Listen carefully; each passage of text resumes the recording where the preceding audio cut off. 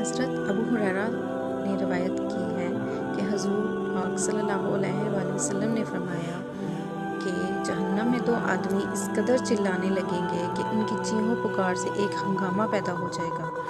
آخرکار اللہ ان کو نکالنے کا فیصلہ فرمائے گا اور ان سے پوچھے گا کہ تم اس قدر کیوں چلا رہے ہو؟ وہ کہیں گے کہ اے پروردگار، تیری رحمت کی امید سے چلا رہے تھے۔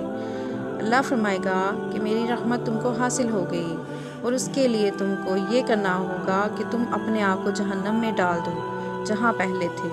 دونوں ساتھ جائیں گے، مگر دونوں میں سے ایک اپنے آپ کو جہنم میں ڈال دے گا۔ اللہ اس کے لیے جہنم کو ٹھنڈا کر دے گا، دوسرا خود کو جہنم میں نہیں ڈالے گا۔ اللہ تعالیٰ اس سے فرمائیں گے کہ تم نے خود کو کیوں جہنم میں نہیں ڈالا؟ وہ کہے گا کہ اے اللہ، اس امید پر ایسا نہیں کیا کہ جب تم نے ایک بار جہنم سے نکال دیا، اب دوبارہ وہاں نہیں داخل کرے گا۔